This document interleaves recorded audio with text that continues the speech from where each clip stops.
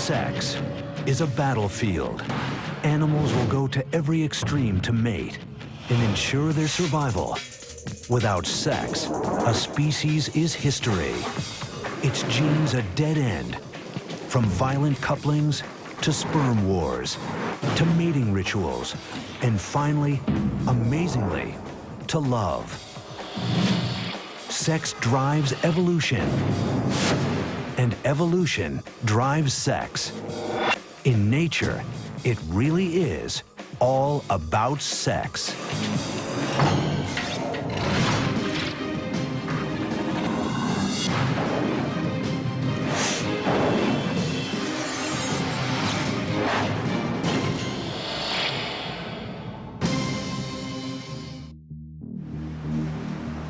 Just off the coast of Bimini Island in the Bahamas, scientists are studying a marvel of evolution. Over millions of years, evolution has built the protruding jaw and razor-sharp teeth of the ocean's master predator. But sharks are more than just killing machines. They are pioneers of sex. 500 million years ago, sharks really invented what people would call sex. Sam Gruber has studied sharks for 45 years. People basically don't know much about sharks, and they think of them as the death fish from hell, but really they're highly, highly sophisticated, tremendous animals. In addition to complex navigation and communication systems, sharks were one of the first to develop a whole new way to have sex. May not look like very much, but it represents a huge evolutionary leap in reproductive behavior. If you look very closely, you'll see these two little finger-like projections, which are called claspers, are actually the penis of the male shark. 400 million years ago, sharks became one of the first vertebrates to evolve a penis. But they were hardly the last. Over millions of years, the penis proved so valuable that it evolved independently in animals as different as insects, birds, and reptiles. The penis is a good example of convergent evolution because it serves one purpose, but it's arisen in many different ways in a variety of organisms. But how did the penis become so vital? 700 million years ago, sharks, fish, and other vertebrates have yet to evolve. Sea life is instead comprised of simple, single-celled creatures. To pass on their genes, they don't have to partner up. They can reproduce by themselves. Reproduction before sex was all asexual. Asexual reproduction means that you just make copies of yourself and send them off into the environment. They have all of your genes and no one else's. Asexual reproduction does guarantee that 100% of an organism's genes are passed on. But on the evolutionary battlefield, this strategy has one serious flaw. When each and every creature shares the exact same genes, they also share the same genetic weak spots. Imagine that a virus shows up on the scene, and that virus attacks you if you have a very specific gene sequence in your DNA. Now, if everyone in your population has the same DNA, that means that that virus is going to wipe everyone out. But with sexual reproduction, the mixing and matching of genes increases the odds of at least some individuals living on. The secret to survival is sex. The first animals to adopt sexual reproduction emerged 600 million years ago. But the sex they practiced is not what humans might imagine. These passive creatures, relatives of modern coral, were tightly anchored to the sea floor. How can you mate when you can't move? Cast sperm and eggs on the waves and hope they meet. Each summer, billions of coral polyps simultaneously launch their reproductive cells into the current. Each coral releases both sperm and egg, but instead of combining with each other, they wait until they encounter the seeds of another coral. No one knows how they do it. This mass spawning is one of nature's most arresting spectacles. But it evolved as a matter of survival. Mass spawning by corals could be called a defense mechanism. Having all of the eggs and sperm released at the same time allows some of the offspring to survive even when there are predators around. You swamp the predators, you produce so many that they can't all be eaten by those predators at that point in time.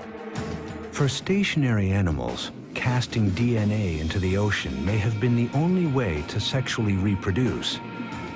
But a new class of creatures was about to evolve, and sex would evolve with them. About 570 million years ago, in a very brief period of time, we see the origin of many different, often very complex body forms, some of which are still with us today. Many forms that resemble modern invertebrates, crustaceans. We even see the first fish. These early fish could move like no other creatures that came before. Instead of relying on ocean currents to carry their fate, males could directly target the female's eggs with their sperm. But even this method of mating had its pitfalls. The eggs, once fertilized, were not only tiny and fragile, they were exposed. This forced the parents to either stand guard or abandon them altogether. It would take another 200 million years for evolution to come up with a new plan,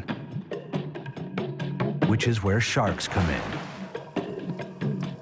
In sharks, evolution gave rise to an innovation that allowed males to deploy sperm directly inside the females. Sharks invented sex, so to speak. This is just a huge difference from what we see in animals that lived 500 million years ago.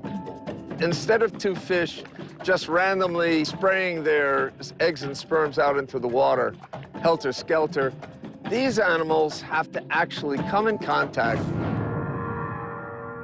Sharks are one of the first vertebrates to physically connect during sex. It may sound friendly, but with sharks, it's anything but.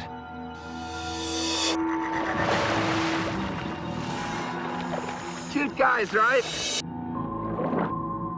The male will bite her pectoral fin, her arm fin, and roll her over. Then the male has these two claspers, or peni, and one is rotated around while the other stays back, and that's inserted into the female's cloaca, which is the common duct. This vertical hold may look brutal, but biologically speaking, it's a thing of beauty. It looks to me like a ballet because they have very difficult tasks to go through to bring themselves together. Each seemingly violent act has a necessary sexual function. The male flips the female shark to her back to relax her for penile insertion.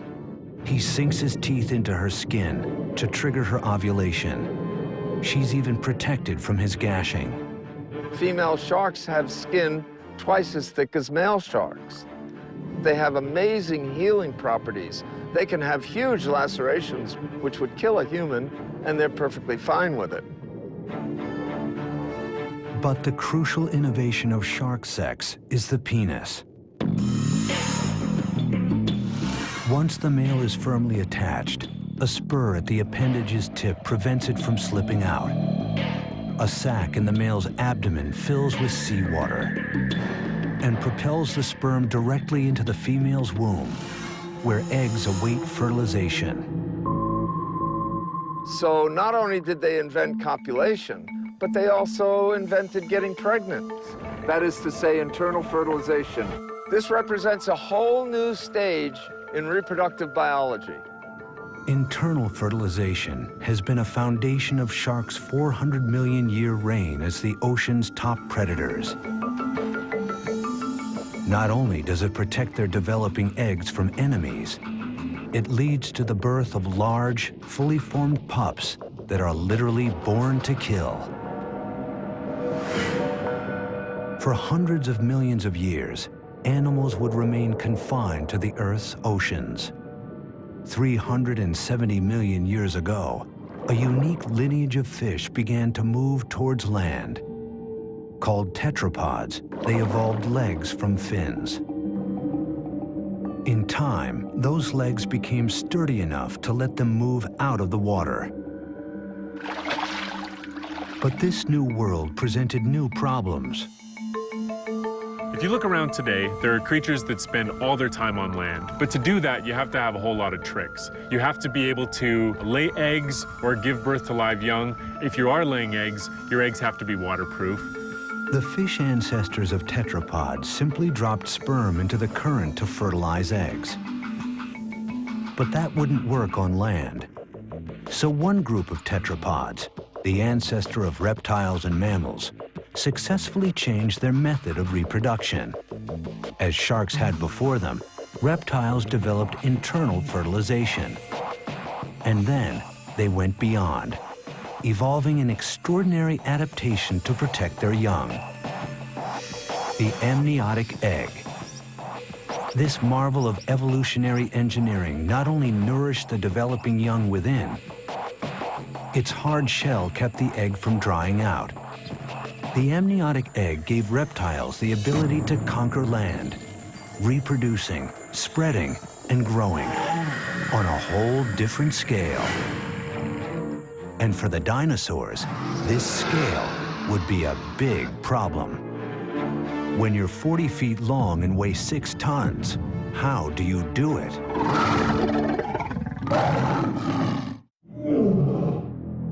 If you can't mate, if you can't pass on your genes, your evolutionary history.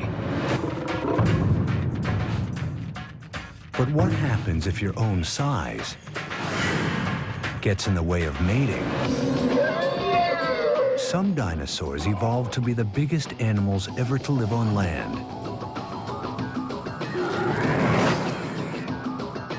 With dinosaurs like T-Rex topping out at more than 15 feet, sex gets complicated. And for all we know about dinosaurs, the details of their sex life remains a mystery. Imagine a 40-ton dinosaur trying to reproduce. Obviously, 2 of these behemoths would have had to get together, but exactly how they did so is still a huge question for paleontologists. Fossilized eggs are clear evidence that dinosaurs had intercourse and reproduced through internal fertilization like birds today. And the bones of dinosaurs are littered across all 7 continents, testament to creatures that dominated the Earth for 160 million years. Clearly, these enormous animals must have evolved an extremely successful method of mating. Paleontologist Ken Carpenter has puzzled for years over the mystery of dinosaur reproduction. It's a whole process of trying to understand what dinosaurs were like as living animals. They had to have been able to reproduce in order to be so successful for over 200 million years. How did the males and females get together? What made Carpenter's investigation difficult was that all he had was bones. No reproductive organs have survived the fossil record. To discover what dinosaur sex might have been like, Carpenter turned to a creative mix of comparative anatomy, physics, and deduction, starting with the dinosaur's reptile cousin, the crocodile. Male crocodiles have unique sex organs, not like the claspers of the shark, but not a penis as we humans know it either. Unlike humans, dogs, cats, they don't have this very long organ that sticks out all the time. It's actually a much smaller organ that's kept inside the body. Most of the time, the male's genitalia is kept inside a slit on his underbelly called the cloaca. During sex, however, muscles inside the cloaca contract, averting the animal's penis.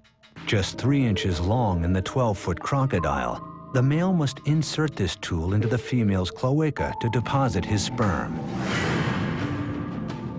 For creatures the size of dinosaurs, that would be like trying to stick a key in a lock by moving the whole building.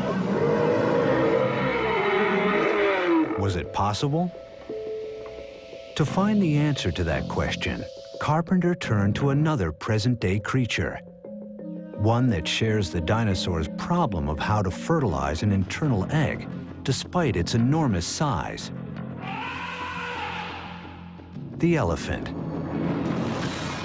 To reproduce, the male elephant rears up and leans on the female.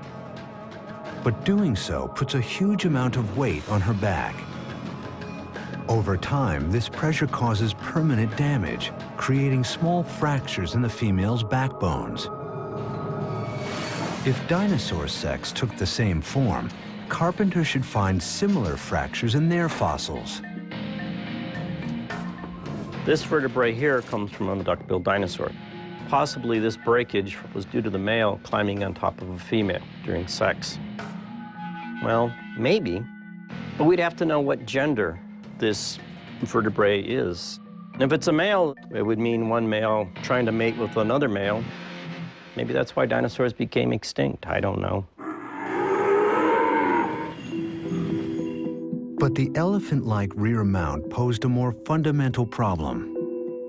The male would have climbed up, put his weight on her back. Could her bones have supported it? Elephants weigh up to 7 tons. But some dinosaurs weighed as much as 25 tons. Carpenter calculated the bone strength needed to withstand that much force and concluded that it was too much. The elephant way was out. Undeterred, Carpenter retraced his steps to crocodiles and alligators, creatures with a mating style that avoids load-bearing altogether. They've got the water to suspend them. It's almost like being in space. The male and females can basically rotate together. The male can stick his penis into the female's cloaca and interject sperm. So could dinosaurs have had sex underwater? Carpenter consulted the charts. There were no huge bodies of water, except in a very few places, which would mean then that dinosaurs would have to traipse for sometimes literally thousands of miles in order to have sex. That's an awful lot of work just for sex. Another dead end. Birds were next. They are the direct descendants of dinosaurs, and they lay eggs like dinosaurs. Could they copulate the same way? Birds do it basically as a bunch of quickies, mostly because they're trying to fly at the same time as they're trying to reproduce. The males would be fluttering their arms as they're trying to get up against the female. Birds' quick transfer of sperm, known as a cloacal kiss, would have its advantages for creatures as large as dinosaurs. But again, there are problems. Most dinosaurs don't have wings. And just as importantly, how could they do it with their massive armor in the way? The dinosaur's bony tail is heavy and rigid and not easily moved. The normal procedures of comparative anatomy had left Carpenter with a trail of false leads. Racking his brain for any idea that might work, Carpenter found one right at his feet: the household cat. And while cats are no more like dinosaurs than dogs are like lizards, Carpenter believes the cat's way would work for T-Rex. If the female lowers herself much like a cat, raises her rear end up, the tail would certainly go up in the air and would expose her sex organ to the male. And the male can then climb up there and grab her on her neck, and then they can go at it. In the feline position, with the female's head lowered and tail lifted, the problem of the male's enormous weight would be lifted off the female's back. At the same time, the position would allow easy access for the male. Carpenter's theory is the first to offer a workable answer to the mystery of dinosaur sex, and the first to explain how dinosaurs were able to reproduce their way into history as the unrivaled rulers of Earth for 160 million years. Dinosaurs were the largest animals to mate on land. Insects are some of the smallest. And in their tiny world, sex is a war story that's been going on for millions of years, with its own villains and heroes. You know, when it comes to looking at reproductive biology, you gotta say that cockroaches are a superstar.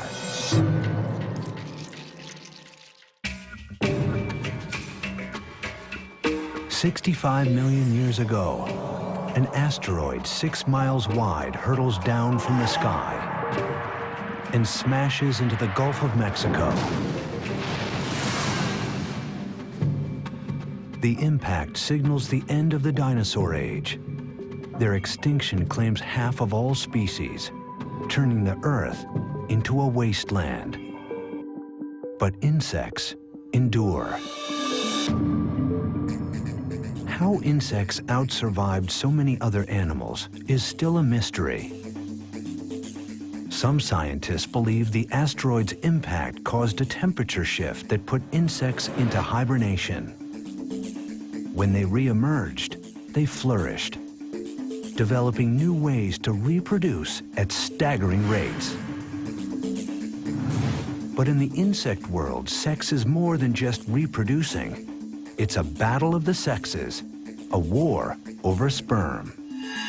Sperm competition has been extremely important in the evolution and diversification of insects. Males are, of course, competing to make sure their sperm makes it into the female reproductive tract. At the same time, females are able to manipulate which sperm make it to successfully fertilize the egg. The female seeks multiple sexual partners, giving her offspring a diverse genetic portfolio and a greater chance at survival. But the male seeks to father all the offspring. The more paternity, the better the chances for his genes.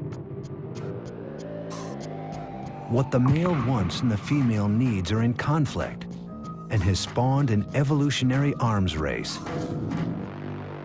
stretching the limits of evolution. A far cry from the shark's simple clasper, insects have evolved the widest variety of penis shapes on the planet. In one of the most shocking, the male damselfly's penis has sharp horns at the tip and spiky thorns down the side.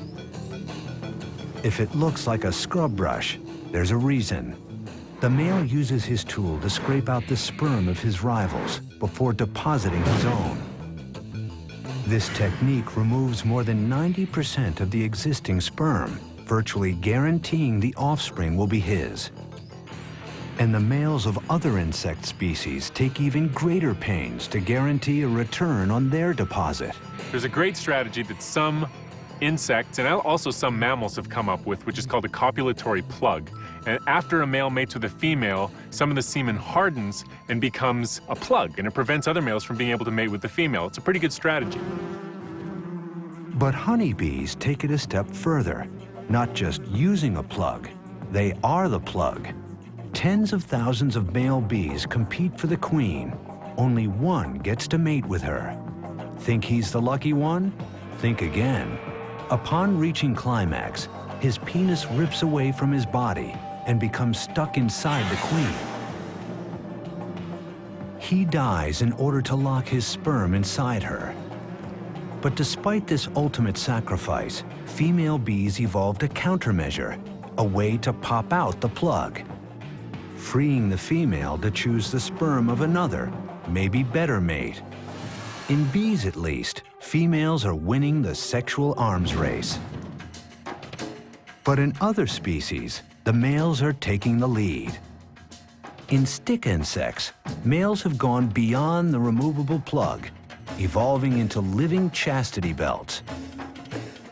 They attach to their mates for weeks to prevent any other male from fertilizing her eggs. And the male love bug takes this strategy a radical step further. Once he locks his sex organ inside his partner's, he throws away the key. The male's commitment to the act is total. Once joined, he spends the rest of his life in the act of copulation. After the couple is through mating, he will die, to be dragged around by the female until she lays her eggs. Eggs all fathered by that single male. From species to species, the sexual arms race is ongoing throughout the insect world. But in one familiar group, females may have found a way to finally end the war. Entomologist Ron Harrison heads up the cockroach extermination lab at the Orkin Training Center in Atlanta. To come up with ways to kill these ultimate survivors, Harrison spends his days studying the species most commonly found in homes. 95% of all cockroach problems in urban situations are German cockroaches. They're very quick in their reproductive abilities, and therefore that helps them become resistant to products that we actually use to try to get rid of them. Evolution has provided cockroaches a host of traits that make them almost impossible to eliminate. They can live a month without food and last hours without oxygen. But most critical to their survival is their speed of reproduction, a quality that might indicate that cockroaches have sex all the time, except they don't. Once a female has had sex and has that sperm, she's able there to hold it and then fertilize as she needs, rather than have to have sex again. Because of this one adaptation, the female needs to mate only once to remain pregnant for the rest of her life. Her one act of sex can yield hundreds of thousands of offspring, a remarkable ratio. This benefits the female in more ways than one. Mating in itself is costly. The more a female mates, the lower her probability of survival. Perhaps because there's some damage that occurs, they might be at risk of predation, and there's even some seminal fluids that carry toxins that decrease female survival. After her one act of sex, the female carries fertilized eggs with her throughout her entire life. So every female in the colony has the potential to become a colony herself. In pest control, what's really scary to us then is if you happen to have a German cockroach in the cuff of your pants or in your pocket or in a box that comes from the grocery store and it happens to be a pregnant female, that's all that's needed to get an entire population going. This adaptation has given the species the ultimate survival advantage. When you look at the whole evolution of animals, these started out 400 million years ago and are continuing to be very successful. You know, when it comes to looking at reproductive biology, you've got to say that cockroaches are a superstar. The battle of the sexes has made cockroaches, together with the rest of the insects, the most diverse group of animals on Earth. The drive to reproduce shapes not only insect life, but mammals as well, including us. Everywhere in the natural world, sex gets everyone bent out of shape.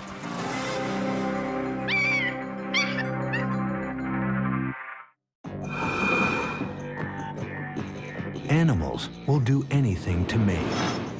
The drive to pass on genes and ensure survival of the species is so strong that it causes evolutionary changes. This process is called sexual selection. It's a type of natural selection, but it's the kind of selection for the kind of traits that evolved not to survive another day, but to win at the mating game. To be successful, in evolutionary terms, your genes have to be in the next generation. As soon as you have sexual reproduction, what you're doing is going out into the environment and looking for other individuals that are doing well and trying to get some of their genes into your offspring. You need to assess how everybody in your population is doing in terms of their reproductive output. The game of courtship in the animal kingdom is largely typecast. For the most part, males display, females choose. There's not an animal on this planet in the wild that will copulate with anybody. They all have favorites. Too old, too young, too scruffy, too stupid acting, and they won't do it. And for good reason, because an animal only has a few chances to pass their DNA on into tomorrow. And so they want to do it with the kind of individual that will really enable them to survive. And females can often have really weird criteria by which they choose which male they're going to mate with. Sexual selection has had huge consequences. Males of a species, they have to compete with each other to find a female. It gives rise to a whole different set of behaviors and appearances in animals to compete with other males and try to get a female mate. For example, a moose uses its antlers to fight other moose in order to win the opportunity to copulate with certain females. So there's two types of traits that evolve for sexual selection. One are traits simply to fight off members of your own gender, and others are traits to attract the opposite sex. The pressures of sexual selection worked on the male stalk-eyed fly to compete for the largest eye stalk, on the male finch to sing and to show red, on the rhinoceros beetle to grow massive fighting horns, on the male lion to grow his mane, and on the male giraffe to grow a powerful long neck. Some forms of sexual selection can actually drive species extinct because the traits that females prefer are so elaborate that they actually get in the way of day-to-day lives of males. Take the case of the Irish elk, the ancient cousin of Europe's fallow deer. Females really liked big antlers, and so over time, males with large antlers were selected over males with smaller antlers. Over progressive generations, the average size of antlers in the population got bigger and bigger and bigger and bigger. Eventually, the antlers got so big that they were at the very limit of what an animal can sustain and still survive in its environment. And ultimately, the Irish elk went extinct, and a lot of people think that it went extinct because its antlers were just too big. But even after the rams have butt heads and the mating has begun, in some species, the female has more work to do to be sure the goods are delivered. The female or the male approach each other, then the male mounts the female. After 1-2 seconds, the female starts calling. German primatologist Donna Pfefferle works with a unique group of wild macaques who live atop the Rock of Gibraltar. She came here to investigate the mystery of why female macaques cry out so loudly during sex. Over 2 mating seasons, she recorded the macaques, focusing on the frequency and intensity of the females' cries. She then looked for differences between the females who made noise and the females who didn't. What she found was extraordinary. Far more of the noisy females became pregnant. The earlier, the faster, and with the higher peak frequencies the female calls, the more likely the male is to ejaculate. In fact, males were 10 times more likely to ejaculate with a calling female than with a silent one. Pfefferle concluded that the females evolved the loud sex noises in a clear case of sexual selection. The noises increase the odds of bearing young. They're screaming and shouting for a reason. If he doesn't ejaculate, then what's going to happen is she's not going to conceive. So what she's got to do is she's got to encourage him. Eric Shaw has spent years closely observing the Gibraltar macaques, who are known for one thing: sex. They have sex on average once an hour, and they have evolved to use it for social purposes. Kevin. No, but we've got free-ranging primates here that we know have been here for 300 years. I know. Stop panicking. There's a lot of questions that they can answer for us. Be it a question of how to feed them, or be it a question of sex. For these primates, sex is part of how the community communicates and bonds. They use their sexuality in a lot of ways like we do, I suppose. You had a male and a female here, and he threatened her because you're a little bit too close to my food. To stop the threat, she presents herself. In other words, take me, I'm yours. Here we go.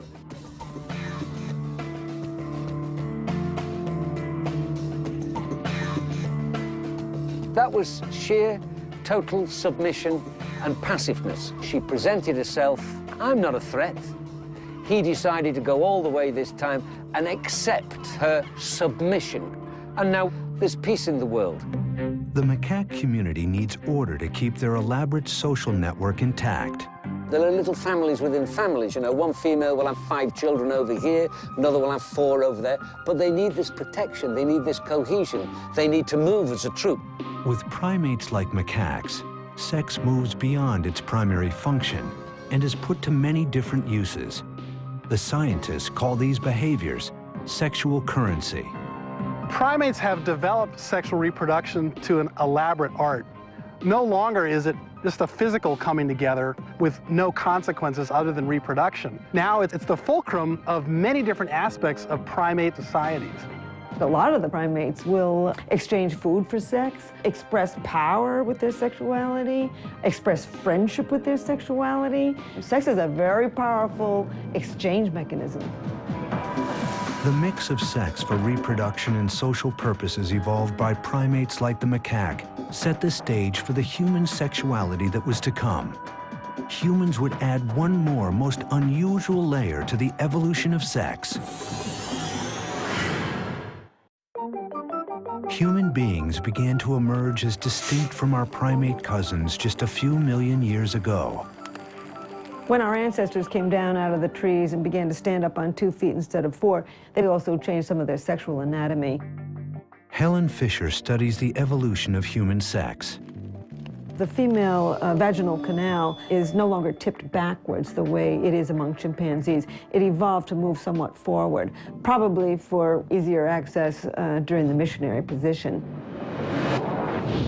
As the female's anatomy changed, so did the male's.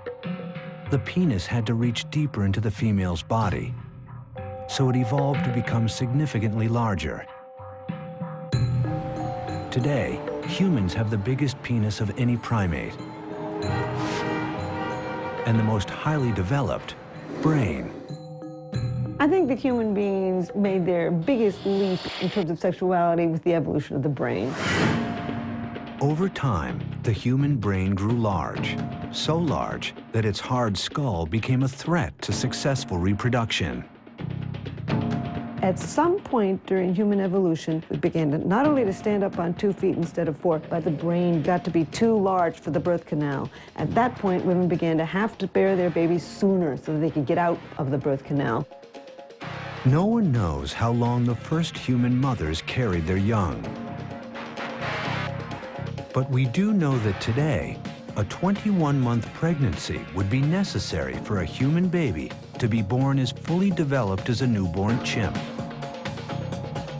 With every human born essentially premature, family bonds became a necessity for survival of the species. And that necessity, argues Fisher, explains the mystery of love. As we evolved babies that would have a very long childhood and even adolescence, we began to need to sustain a partnership with somebody long term. And thus we see the evolution of these romantic love and deep attachment to a partner. Fisher studies the specific areas of the brain involved in sex and love. Inside an MRI machine, subjects are directed to think about their lover by looking at his or her photograph. As they do, their MRI lights up with regions of intense activity. An entire brain system devoted to love. By 2 million years ago, we began to build this very large cortex. And then suddenly, sex and mind became interconnected. These brain systems for the sex drive and for romantic love are woven deep into primitive parts of the human brain. Humans forever changed sex with the evolution of love. And now, humans are going a step further, taking our evolution into our own hands and separating it from the act of sex. Sex has become futuristic. There's all kinds of ways now to basically bypass sex. We can clone individuals in a petri dish. There's all sorts of ways to fertilize individuals without engaging in intercourse. What is occurring today is that biology is beginning to manipulate those processes to alter its own self and to take control of its own future evolution.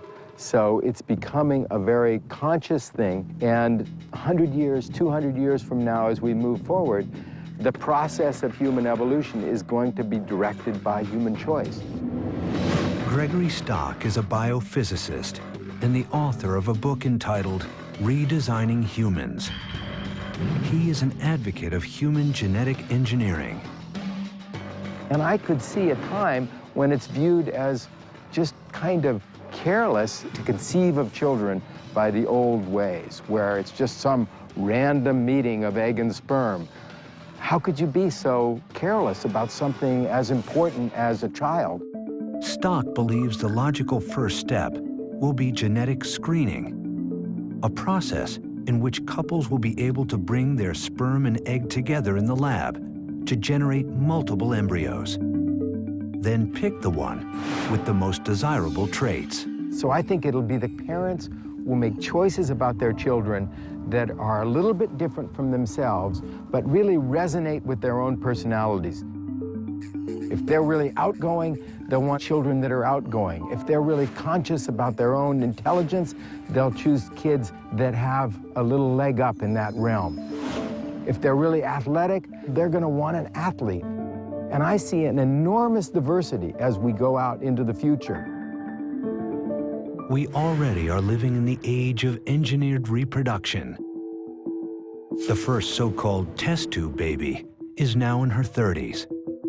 Successfully cloned animals include the mouse, sheep, cattle, cat, horse, and chimp.